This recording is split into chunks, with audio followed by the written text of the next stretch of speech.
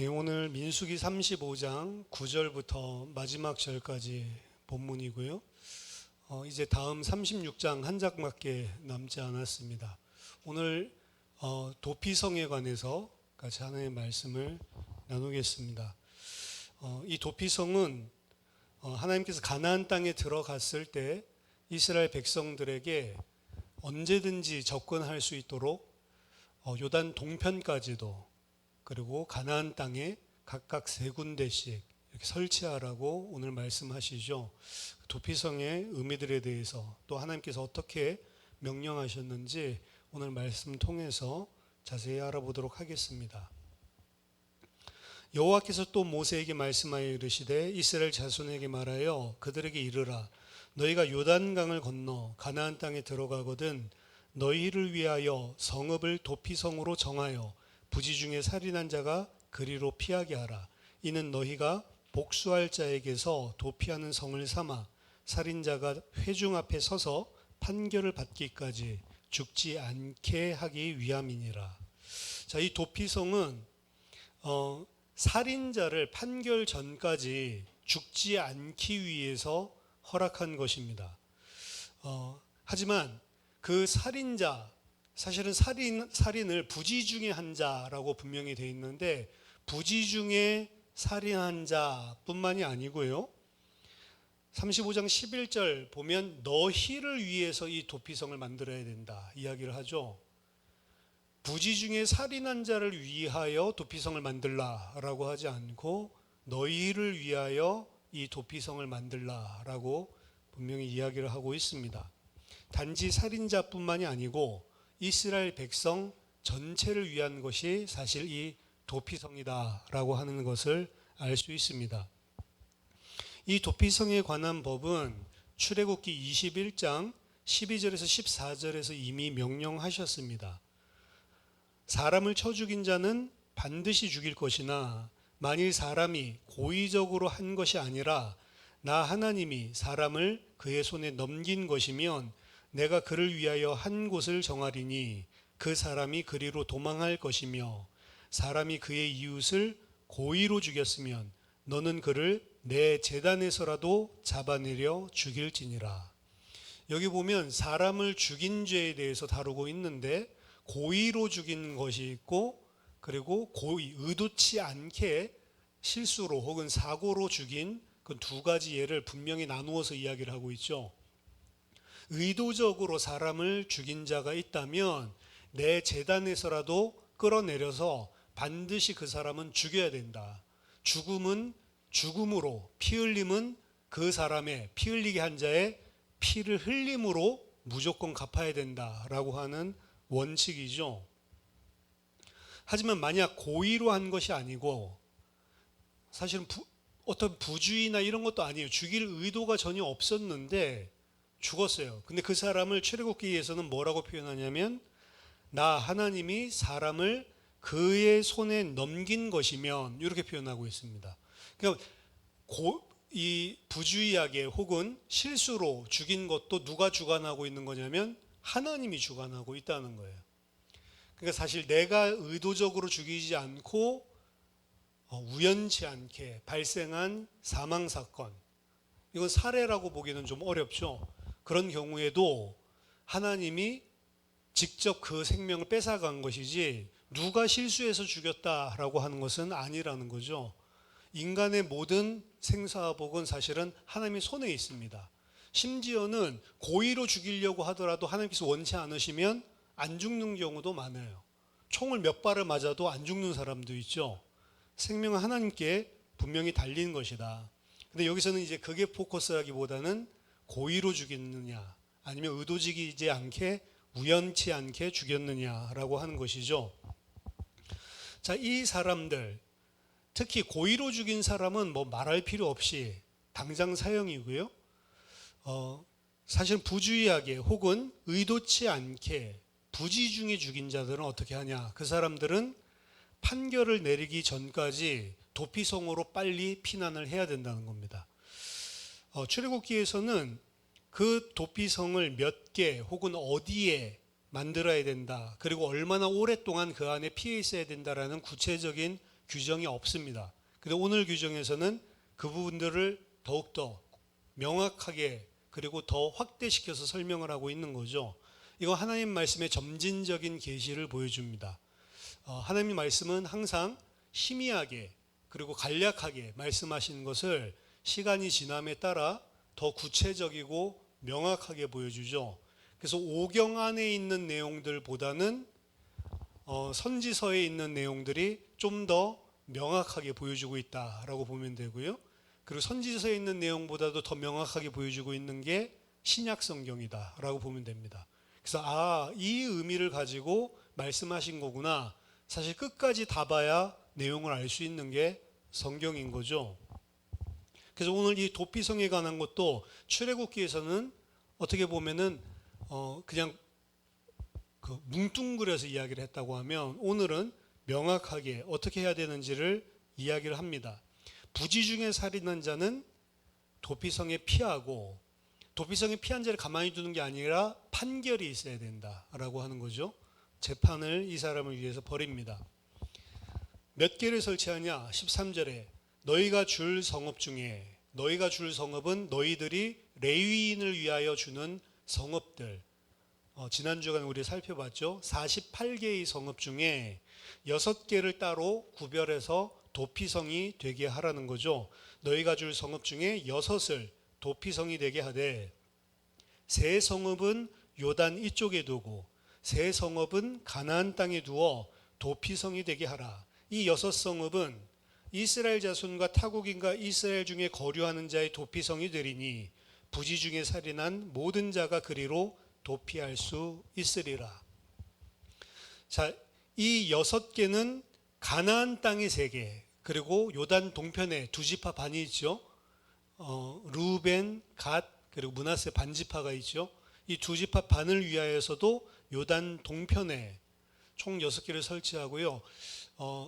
여호수아서 25장에 보면 말씀하신 대로 가나안 땅의 남쪽, 중앙지역, 북쪽, 그리고 요단 동편의 북쪽, 중앙지역, 남쪽 이렇게 총 6개를 설치합니다.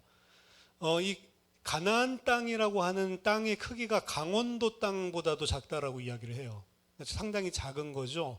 그곳에 3군데를 설치했다라고 하는 것은 신속하게 누구든지 이런 케이스가 발생했을 때 피할 수 있도록 하나님께서 허락해 주신 은혜입니다.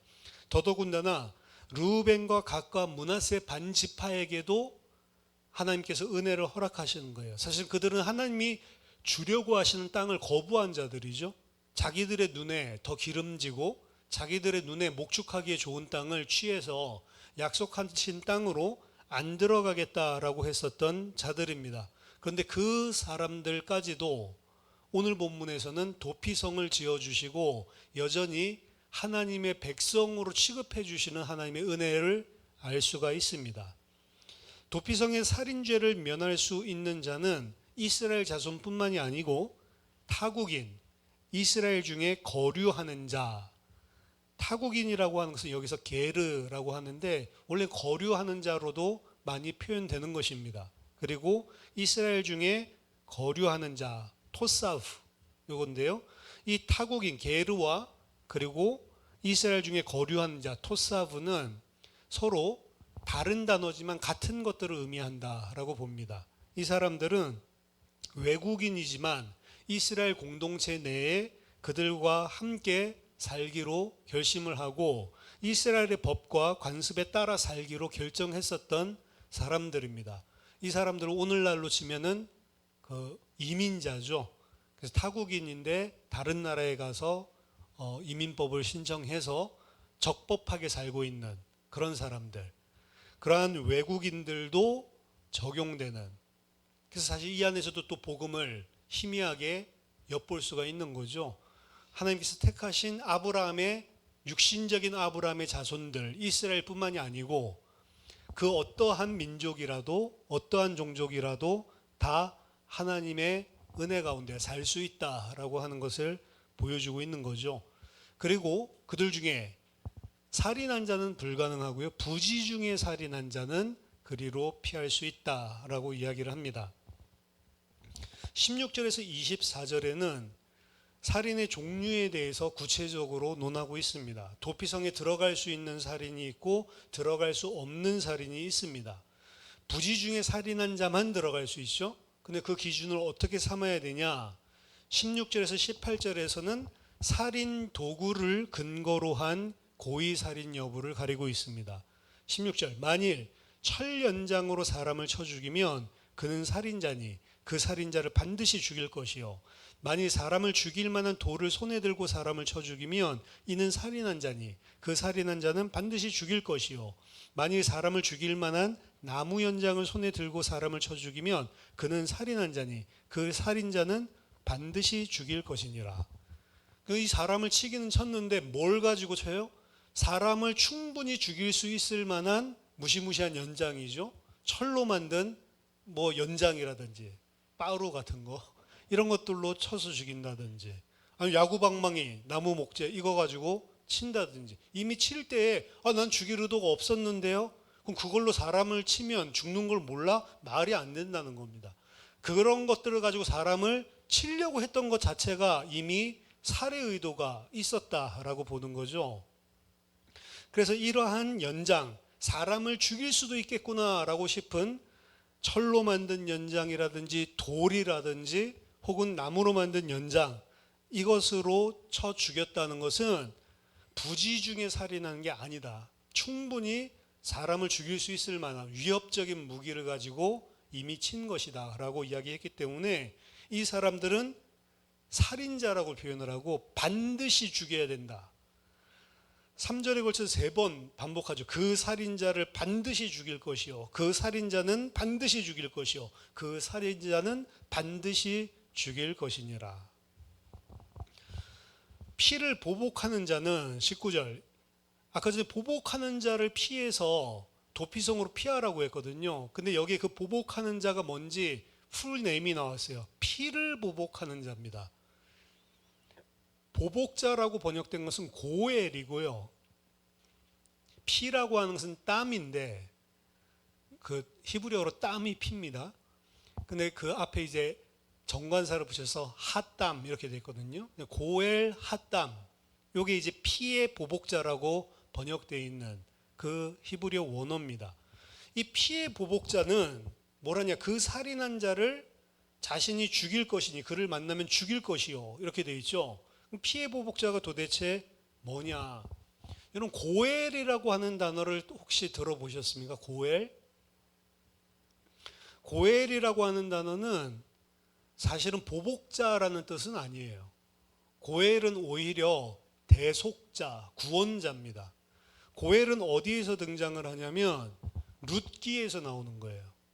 보아스가 룻을 위해서 고엘이 됩니다. 기업 물을 자죠.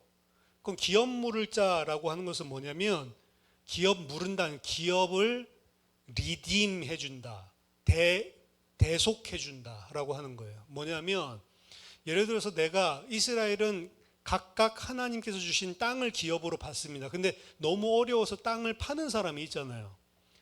먹고 살기 위해서. 땅을 팔았던 사람은 50년만 지나면 희년이 돼서 돌려받거든요. 그래서 50년이 안 돼도 빚을 졌으니까 그 빚을 갚아주면 땅을 반드시 돌려줘야만 합니다. 근데 그 땅을 돌려줄 수 있는 힘이 없고 남편이 죽어버렸어요. 그럼 이 여자는 사실 남자 이름으로 땅이 상속이 되니까 자식도 없는 상태에서 죽어버리면 그 땅은 돌려받을 수 있을 만한 근거가 거의 사라지게 되는 거죠. 이럴 때 누가 대신해서 해주냐? 친족 중에 제일 가까운 자가 저거 우리 사촌형 건데, 그럼 우리 사촌형 아내가 지금 미망인이 된 거죠. 그 미망인을 위해서 그 땅을 대신 빚을 갚아주고 다시 회복시켜주는 겁니다. 회복시켜주되 그 땅은 누구 소유냐? 회복시킨 내게 아니에요.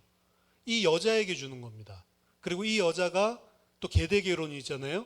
형수 대신에 들어가서 난 아들이 씨가 생긴다든지 하면 그 씨에게 전달이 되는 거예요. 그래서 이 가문에 물려준 땅은 영원히 그 후손들에게 속하지 다른 데로 건너가는 법이 없는 겁니다. 그럼 그 기업을 누가 물려줘야 되냐? 가까운 친족이에요. 그래서 보면은 이 룻을 위해서 기업 물을 자가 대신 그 어떻게 보면 어머니의 땅이죠. 그 남편의 땅인데 그것을 대신 물러줘야 되는데 가까운 친족을 찾아보니까 보아스도 친족은 친족인데 더 가까운 친족이 룻기에 보면 있는 거예요. 그래서 그 사람한테 네가 기업을 물으겠냐? 그랬더니 내가 물려줄게. 그때 보아스가 뭐라고 이야기하냐면 그걸 네가 그 땅을 찾으면 네 땅이 되는 게 아니고 이 여자 쪽의 땅이 돼서 그 죽었던 그 남편의 땅이 되는 건데 그래도 할래? 라고 하니까 아이씨 그럼 이게 뭐야 안 할래 이렇게 하거든요. 그러니까 보아스가 그럼 내가 대신 물으겠다 이래가지고 증서를 쓰고 대신 기업을 물려주는데 자, 이 고엘은 그러니까 이 사람이 당한 고난, 이 사람이 당한 재난 이거를 어떻게 보면 자신이 아무 대가 없이 대가를 대신 치러주고 이 사람에게 평화를 회복시켜주는 가족이에요. 그냥 아무나 되는 건 아니고 친족만 할 수 있습니다. 그러니까 친족이 자기 자신이 헌신하는 거예요. 이 친족, 같은 가족의 평화를 회복시켜주기 위해서. 그게 이제 고엘이라는 거고 고엘은 성경에서 그래서 뭐라고 많이 번역되어 있냐면 지금 이 도피성에서만 보복자라고 번역이 되어 있지 다른 모든 부분에서는 다 구속자, 구원자, 대속자라고 번역이 되어 있는 겁니다. 그럼 여기서 왜 고엘이라는 표현을 썼을까? 예를 들어서 내 가족이 죽었어요. 내 가족이 그 누구에게 살해를 당했어. 그러면 억울하잖아요. 그럼 이렇게 어떻게 했냐면 아무나 죽이는 게 아니고 피해 보복자, 피해 고엘을 뽑습니다. 친족 회의를 통해서 네가 이 피해 보복자가 되라. 그럼 그 사람은 합법적으로 그 죽인 자를 죽일 수 있는 거예요. 합법적으로. 그 부지 중에 죽였건 의도적으로 죽였건 합법적으로 이 사람을 세워놓고 그러고 나서 이제 부지 중에 죽인 게 맞는지 아닌지 판결도 나중에 다 해서 확정되면 이 사람 그 사람 죽일 수 있는 권한이 법적으로 생기는 겁니다. 근데 이걸 왜 고엘이라는 표현을 썼냐? 억울하잖아요. 내 아들이 죽었어. 누구 때문에? 억울하잖아요. 그럼 이 피해 보복자가 그 사람을 대신 원수를 갚아주죠. 그러면 그래도 원수를 갚았다라고 하는 것 때문에 평화가 그 가족에게 임한다라고 하는 겁니다. 그 원수 갚아주는 사람이에요. 하지만 원래의 표현은 피해 보복자는 보복자가 아니고 구원자를 의미하는 겁니다. 가족의 손실을 회복시켜주는 자예요.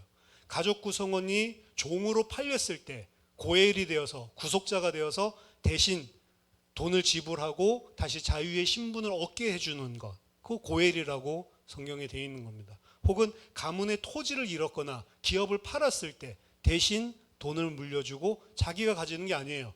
다시 이 사람에게 그대로 돌려주는 거죠. 고엘은 굉장히 좋은 것이죠. 오늘 본문에서는 가족 구성원이 죽임을 당해서 겪은 손실을 다시 회복시켜주는 개념이 있기 때문에 이 고엘이 사용되게 되었다는 것. 그 피에 대한 보복자이지만 그 피에 대한 구원자의 개념도 되는 겁니다. 그래서 그 피로 인해서 상심하고 그 피로 인해서 상한 마음들을 다시 회복시켜주는 구원자라고 하는 의미로 좀 독특한 표현이죠. 피를 보복하는 자라고 이렇게 번역이 되어 있습니다. 그래서 피를 보복하는 자는 아무나 내가 피를 보복하는 게 아니고 친족에서 논의를 해서 한 사람을 딱 설정을 한다. 그 사람이 이 고엘 핫담이 되는 거죠.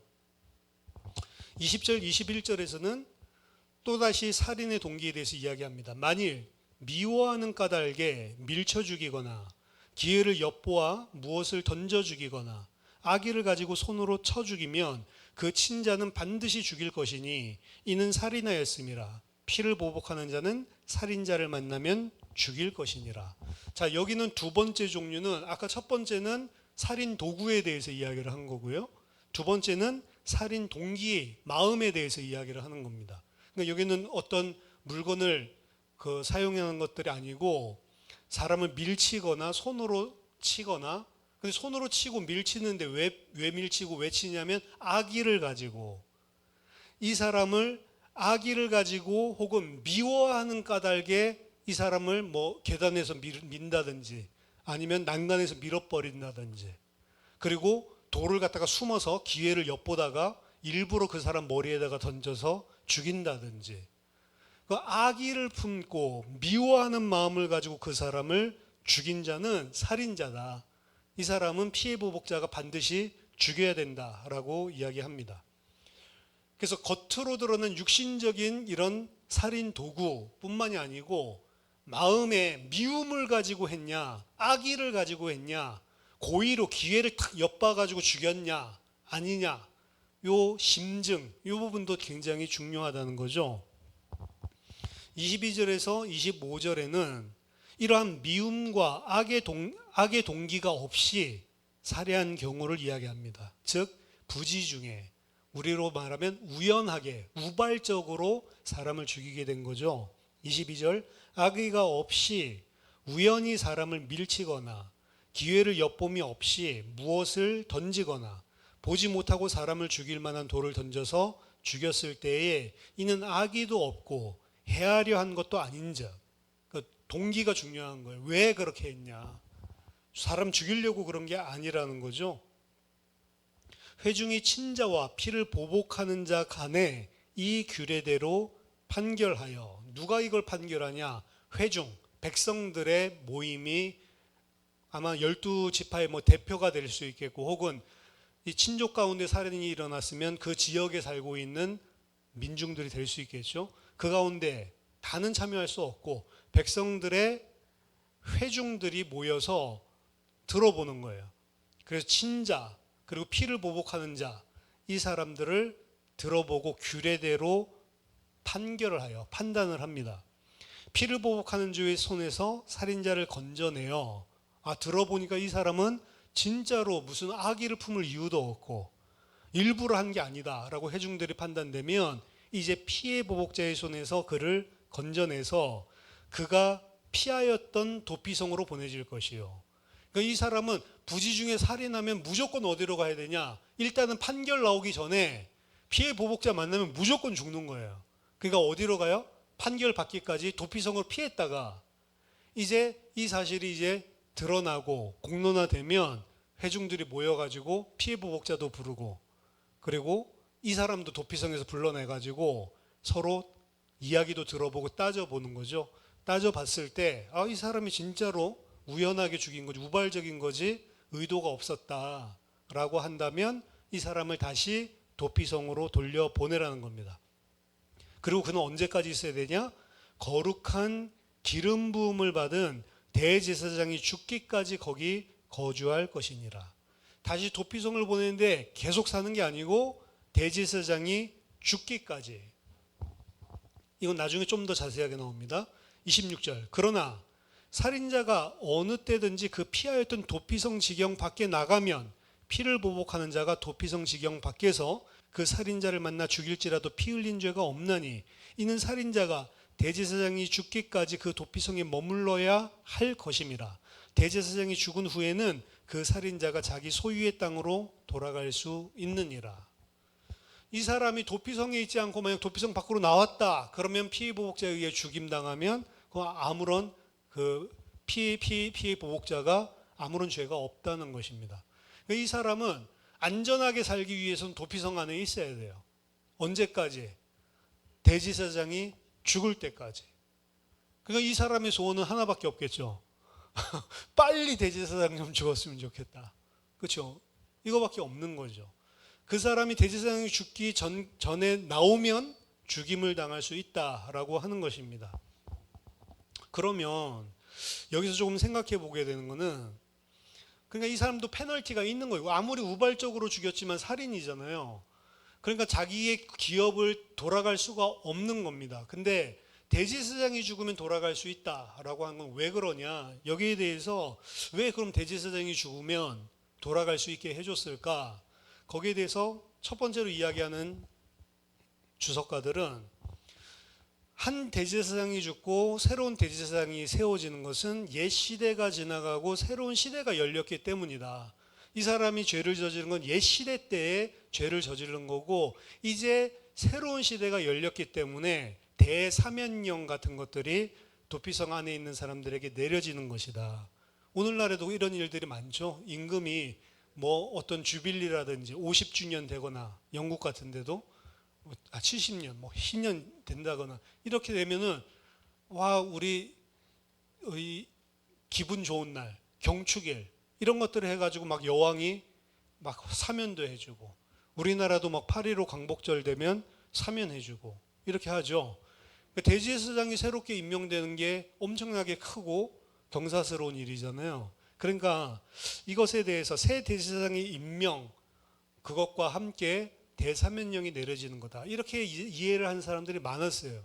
근데 본문에서는 새로운 대제사장에 대한 언급이 전혀 없습니다. 그렇죠? 그러니까 그거는 인간적으로는 그렇게 해석을 할 수 있겠지만 본문이 이야기하는 것은 아니에요. 그래서 두 번째, 왜 대제사장이 죽으면 이 사람들의 죄를 다 사면해 주는가라고 하는 것에 대해서 이 제사장 제도는 백성들이 죄를 지었을 때 그들을 대신해서 희생 제사를 드리는 게 이 제사장의 의무입니다. 마찬가지로 이 대제사장의 죽음 자체가 마치 그들을 대신한 희생제사적인 죽음의 의미를 담고 있다고 성경이 보는 게 아닌가라고 생각하는 겁니다. 이게 두 번째입니다.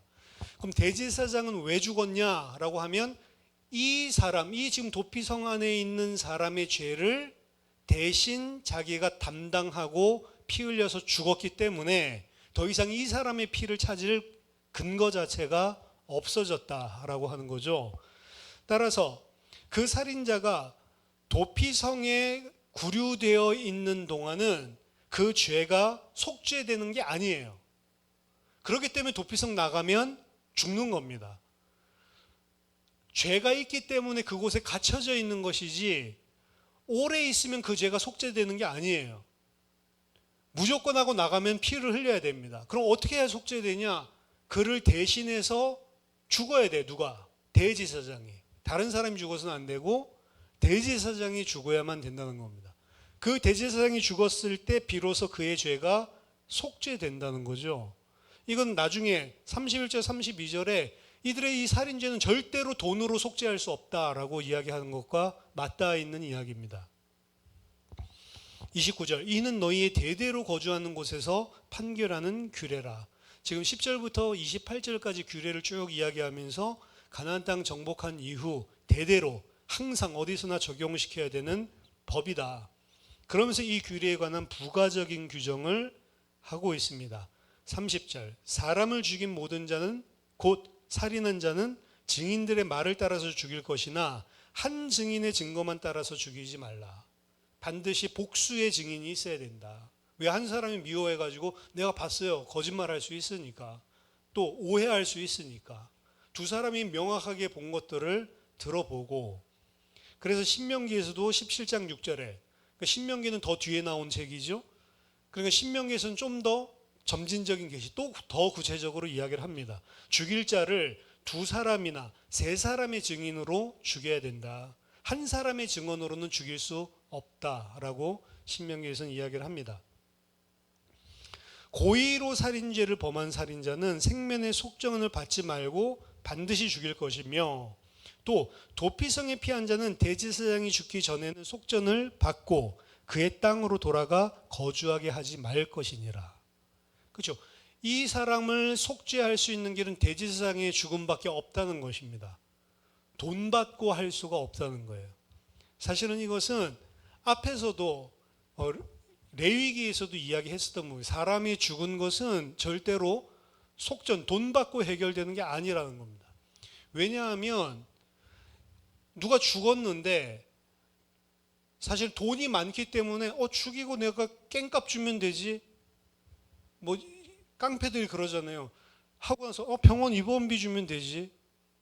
막 조폭 영화 같은 거 보면 막 두들겨 패놓고 막 500만 원 그냥 땅바닥에 던져주고 그렇게 할 수 없다는 겁니다. 사람 죽여놓고 돈 가지고 그거를 안 돼요. 너도 죽어. 이 이야기예요. 그렇죠? 반대로 반대가 아니고 이 부지 중에 죽인 자 그럼 그 사람들을 어떻게 보면 이건 부지 중에 죽인 거니까 부지 중에 죽였기 때문에 뭘 가지고 타협을 할 수 있냐면 돈 가지고 협상을 할 수가 있다는 겁니다. 근데 부지 중에 죽였어도 인간의 생명은 돈 가지고 협상할 수 있는 대상이 아니라는 거예요. 그렇죠? 그렇기 때문에 그가 진짜로 기업으로 돌아가고 자기 땅으로 돌아가서 온전하게 회복하기 위해서는 그 사람을 죽인 죄에 대한 속죄가 필요한데 대제사장의 죽음 말고는 그 어떤 것으로도 속전할 수가 없다라고 규정하고 있는 것입니다.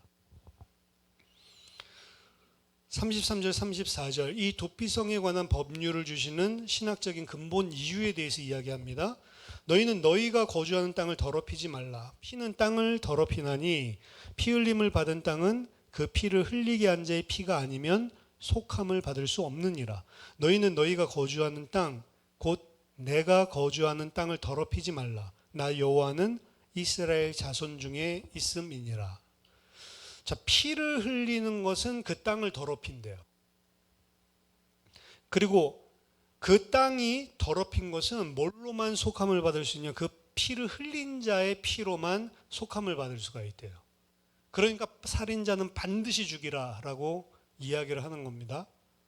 하지만 부지 중에 죽인 자는 부지 중에 죽인 자 그 사람의 피 흘려서 땅을 더럽게 만든 것도 그 사람의 피를 원래 흘려야 속함이 된다는 겁니다. 그런데 대신 대제사장이 죽음으로 대신 그 땅을 거룩하게 속할 수 있는 길을 줬다는 거죠. 부지 중에 피를 흘린 자를 도피성에 두는 것은 그래서요, 그 사람의 생명을 피해 보복자로부터 살리기 위해서 보호하는 것만이 목적이 아니고요, 피를 흘린 자로 인한 이 땅의 오염을 막는 역할도 하는 겁니다. 의도적인 살인이든 비의도적인 살인이든 상관없이 사람을 죽이는 것, 피를 흘리는 것은 그 땅을 오염시킨다는 개념이에요.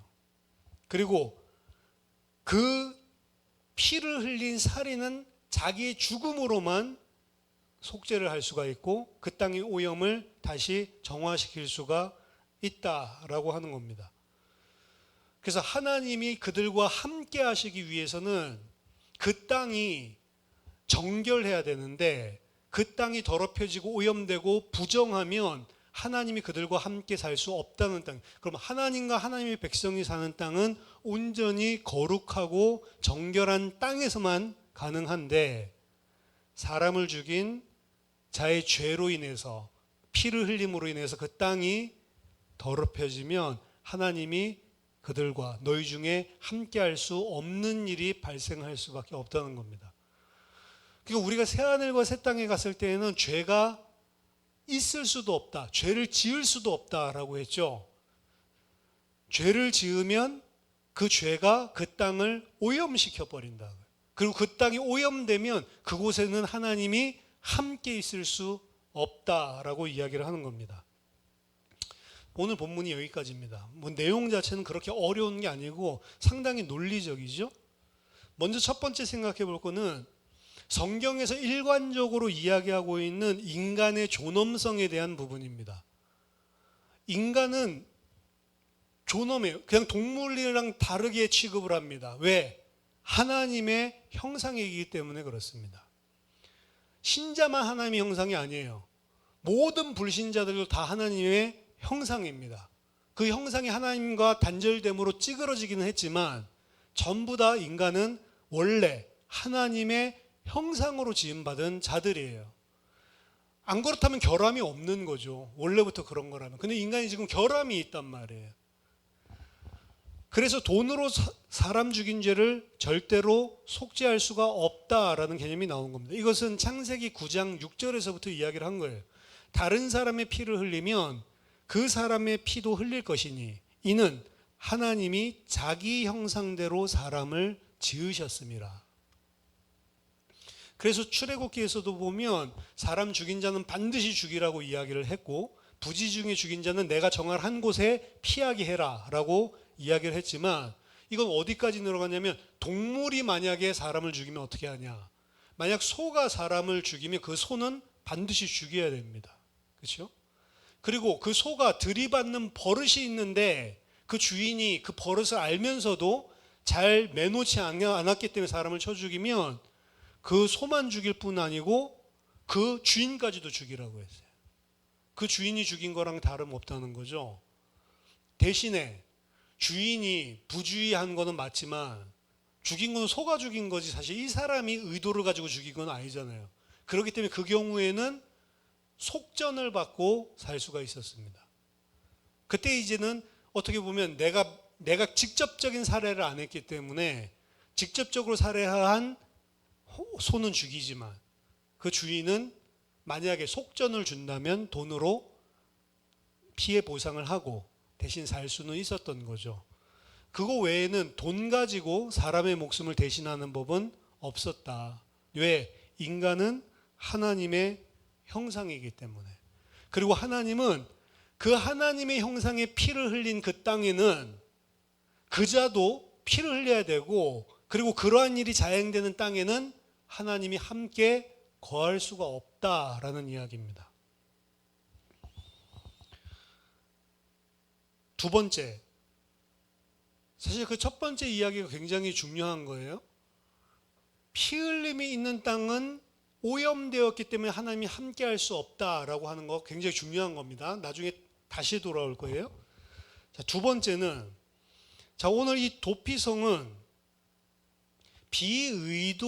비의도적인 부지 중에 살인한 자들을 위한 도피성이죠. 근데 비의도적으로 혹은 부지 중에 살해를 했어도 그 사람은 죽어야 되는 게 맞는 겁니다. 하나님의 법에 의하면. 그렇죠? 그런데 과연 이 비의도적으로 혹은 무의식 중에 부지 중에 죽였다라고 하는 살인자 왜 이렇게 당연한 논리기는 한데 왜 이렇게 부지 중에 살인한 것을 강조를 하고 있냐 좀 생각해 볼 필요가 있는데요.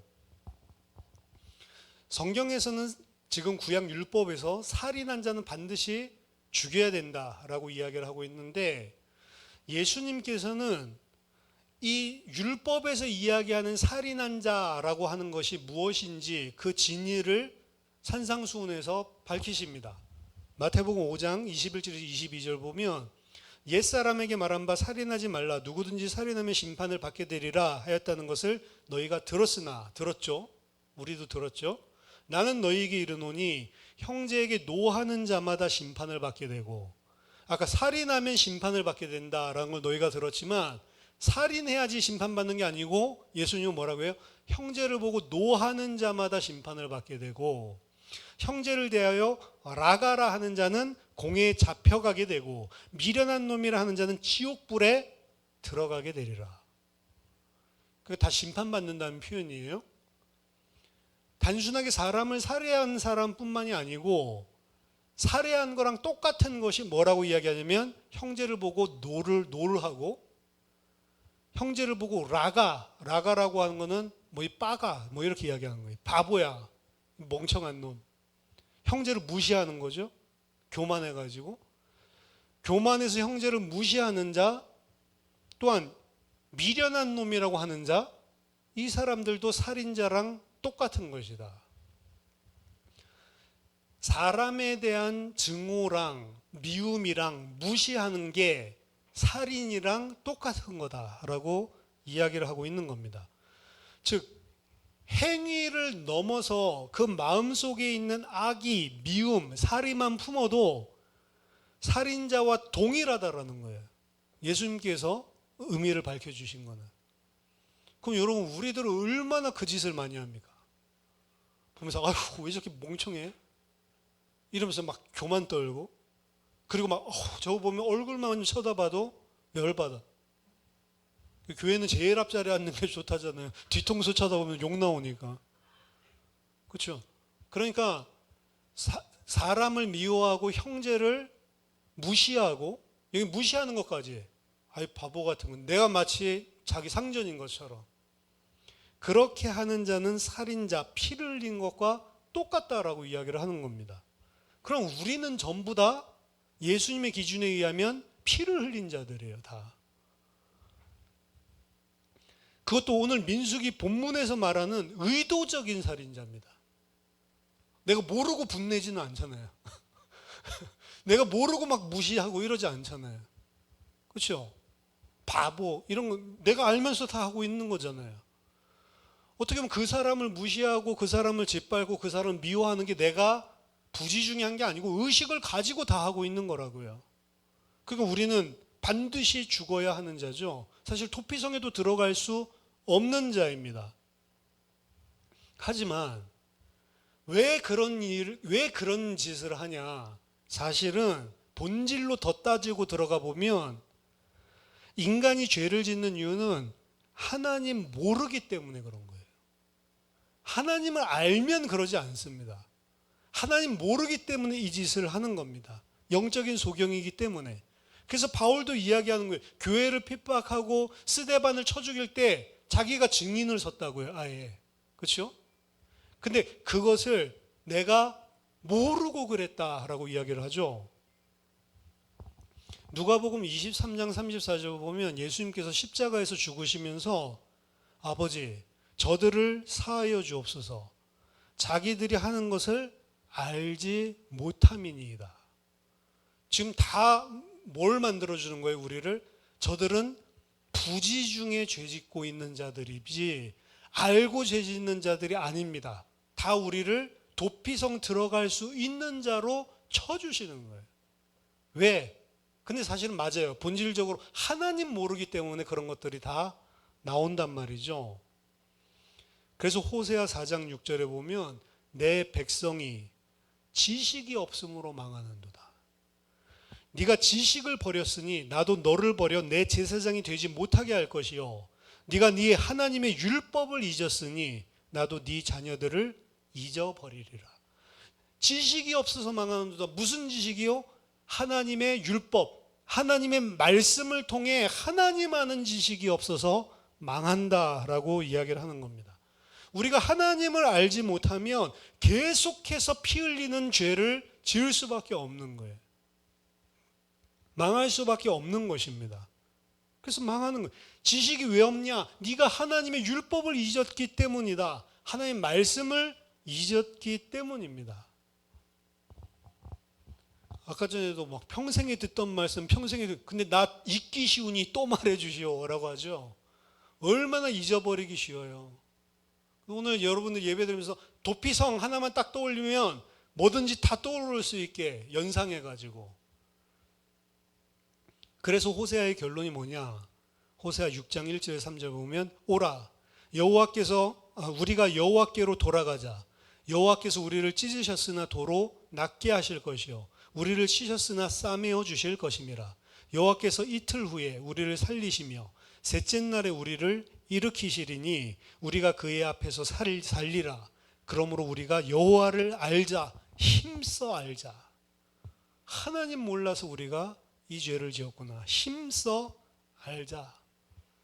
요한복음 10장 14절에서 15절 보면 예수님은 나는 선한 목자인데 나는 내 양을 알고 내 양도 나를 안다 라고 이야기를 하거든요. 아버지께서 나를 아시고 내가 아버지를 아는 것 같이 내 양도 나를 알고 나도 내 양을 안다. 그리고 나는 내 양을 위해서 목숨을 버린다. 이 양이 뭘 알아야 되냐면 내가 살인자요. 하나님이 함께할 수 없도록 피를 흘린 하나님과 함께하는 땅에 살 수 없는 피 흘린 살인자인데 나를 위해서 내 양을 위해서 뭐 한다고요? 내가 내 생명을 버린다라고 이야기를 하고 있거든요. 내 목숨을 바친다. 대제사장의 죽음이죠. 그래서 우리가 하나님을 알 수 있는 그리고 그 하나님이 무슨 일을 했는지를 깨달아야 우리가 더 이상 피 흘리는 짓을 안 한다는 겁니다. 형제들에 대한 미움, 시기, 교만, 다툼, 증오 이런 것들도 언제? 하나님을 알 때. 그 교회 안에 하나님이 함께 할 수 있는 곳이 되어야 되는데 예를 들어서 서로 미워하고 다투고 분쟁이 일어나고 이러면 그 공동체에 오늘 본문에 따르면 하나님 함께 할 수 없다라고 하는 겁니다, 사실은. 그러니까 교회를 회복시키는 데 있어서 서신서에서도 보면 너희들 안에 분쟁이 있는 것들을 강하게 비판을 하죠. 어떻게 한 몸이 싸울 수가 있냐? 불가능하다는 거죠. 한 지체라고 이야기를 하는 거고, 하나님이 함께 할 수 없는 곳이 되어버리는 겁니다. 그러니까 우리들 개인이 가지고 있는 부분들 잘 생각을 해야 돼요. 사실은 진짜 교회 공동체는 하나님이 함께 할 수 있는 땅을 만들어 가야 되는데, 미워하고 교만하고 얕보고 이런 것들 자체가 교회 공동체를 하나님이 함께 하실 수 없는 곳으로 만드는 거예요. 하나님을 알아야 된다. 그리고 알 수 있는 길은 하나님의 말씀밖에 없다. 세 번째, 오늘 본문은 우리의 고엘, 우리의 구속자 대신, 우리의 참 대제사장 대신 예수 그리스도를 그림자로 보여주고 있는 것입니다. 도피성 안에 있는 자의 간절한 소원이 뭐라고요? 대제사장의 죽음이에요. 그게 유일한 길이기 때문에 그렇습니다. 하나님이 주신 기업으로 돌아가서 그 땅을 차지할 수 있는 유일한 길이 대제사장이 죽는 것밖에는 없는 거예요. 근데 히브리서에 우리에게 참 대제사장이 있다. 그분이 누구냐? 예수 그리스도다라고 이야기하는 겁니다. 그 참 대제사장이 죽음으로 말미암아 우리가 하나님께서 나를 위해 허락하신 그 기업으로 새하늘과 새 땅으로 갈 수가 있는 것입니다. 그 점진적인 계시를 보여주는 거예요. 오늘 오경에서는 어떻게 보면 율법의 피의 대속자, 피의 고엘, 그렇죠? 이게 보복자가 아니고 구속자라고 그랬죠. 그 오경에 나와 있는 이 오늘 민수기 35장에 나와 있는 고엘 대속자는 사실 대속해 주는 자가 아니고 누구예요? 원수 갚아주는 자예요.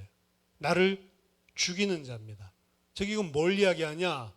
오경 안에 나와 있는 율법, 토라 안에 나와 있는 이 고엘은 우리의 죄를 어떻게 대속하냐? 우리를 죽여가지고 대속하는 거예요. 죄의 삭은 사망밖에 없거든요. 내가 죄값을 치르게 하는 게 율법이라는 겁니다. 하지만 점진적인 계시라고 이야기했죠. 오경을 넘어서서 구약 선지서나 지혜서에 보면 이 여호와 하나님, 그리고 뭐 역사서 룻기도 마찬가지죠. 이 고엘은 누구냐? 대속해 줌으로 평화를 찾아주는 자로 나오는 겁니다. 그래서 이사야서 41장 14절 같은 데 보면 버러지 같은 너 야고바, 야고바 그러지 않고 버러지, 벌레 같은 너 야고바, 너희 이스라엘 사람들아 두려워하지 말라. 나 여호와가 말하노라. 내가 너를 도울 것이라. 네 구속자, 네 고엘은 이스라엘의 거룩한 이니라.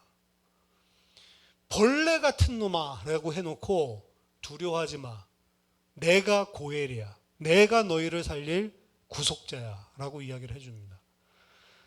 이사야서 44장 6절에서도 이스라엘의 왕인 여호와, 이스라엘의 구원자인 만군의 여호와가 이같이 말하라. 이스라엘의 구원자, 이게 고엘입니다. 이스라엘의 왕인 여호와, 이스라엘의 고엘인 만군의 여호와가 이같이 말하노라. 나는 처음이요 마지막이라. 나 외에 다른 신이 없느니라. 잠언서 23장 11절에서도 대저 그들의 고엘은 강하시니 그가 너를 대적하여 그들의 원한을 풀어주시리라. 이 고엘은 피를 보복해서 우리를 죽이려고 하는 고엘이 아니고 신약에 넘어가 보니까 대신 피를 흘려서 우리를 대속해 주는 고엘이다. 그게 예수 그리스도라는 거죠.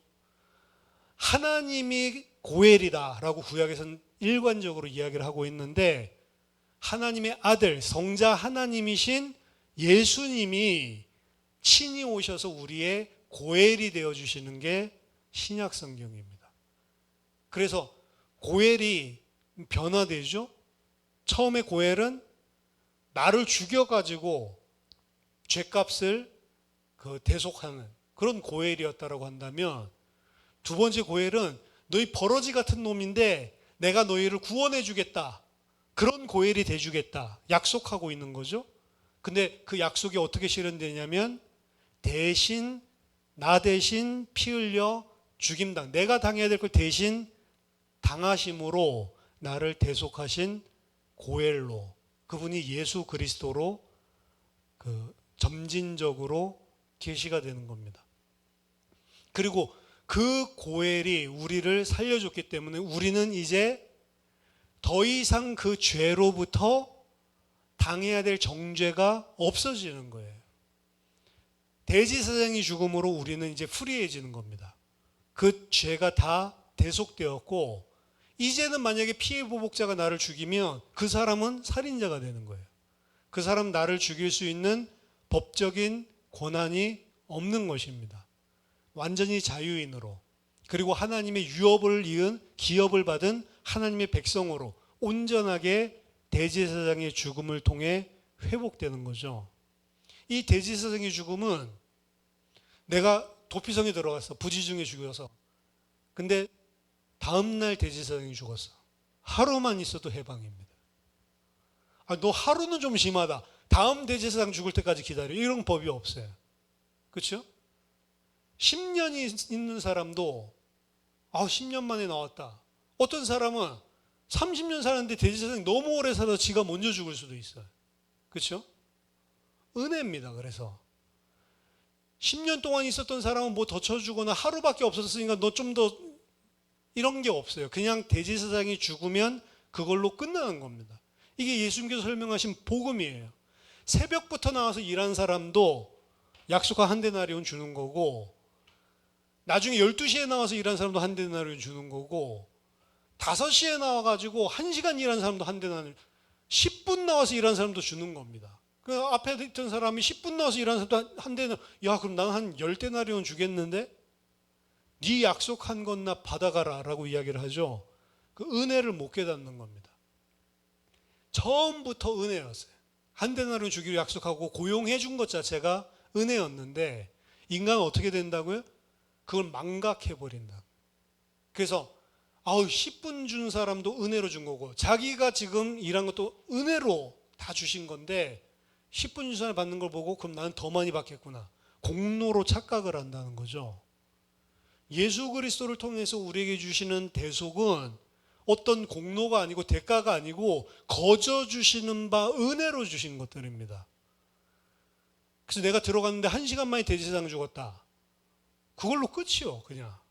그렇죠? 은혜로 거저 주시는 거.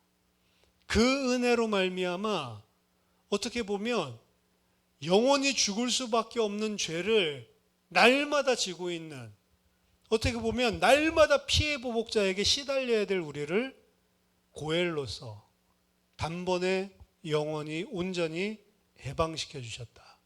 이게 오늘 도피성에서 이야기하고 있는 대제사장의 죽음입니다. 그래서 죽임당할 수밖에 없는 자들이 피할 유일한 도피성. 그리고 그 도피성에 있다고 해서 속죄받은 건 아니라고 그랬죠. 어떻게 속죄받아요? 대제사장의 죽음으로만 속죄될 수 있다라고 하는 것을 분명히 합니다. 진짜 생명이 살아나는 길은 예수 그리스도의 죽음 외에는 없다라는 것을 이 구약 성경에서도 점진적으로 밝히고 있지만 전부 다 씨앗이 들어가 있다는 거죠. 우리들이 피할 길은 도피성, 그리고 우리들이 살아날 길은 대제사장 되신 예수 그리스도의 피밖에 없다라고 이야기를 하고 있습니다. 그 은혜를 받은 자들이 우리입니다. 그 은혜를 받은 자들은 그 은혜를 알아야 되고요. 알면 알수록 어떻게 된다고요? 점점 죄를 안 짓게 되다. 모르기 때문에 죄를 짓는다고 했죠. 말씀을 통해서 하나님을 알고 그 베풀어 주신 은혜와 사랑을 아는 만큼 우리가 죄를 짓지 않고 하나님의 백성으로 성장해 가는 것입니다. 저와 여러분들이 다 그리스도의 장성한 분량으로 성장하는 은혜가 있기를 예수 그리스도 이름으로 축원합니다. 기도하겠습니다. 살아계신 하나님 아버지, 은혜를 감사드립니다. 죽임당할 수밖에 없는 저희를 도피성으로 보호하시고 대제사장 되신 예수 그리스도의 대속의 죽음을 통해 나 대신 피 흘려 주심으로 우리를 영원히 살리시고 온전한 하나님의 백성으로 회복시켜 주심을 감사드립니다. 여호와를 모르기 때문에 날마다 범죄하여 무너졌던 멸망받았던 하나님 이스라엘을 쳐다보면서 우리를 보게 하시고 하나님의 말씀을 통해 힘써 여호와를 알며 하나님의 말씀을 통해 하나님 앞에 온전한 주의 백성들로 하나님 날마다 성장할 수 있도록 은혜를 베풀어 주시옵소서. 살아계신 주 예수 그리스도 이름으로 기도하옵나이다. 아멘.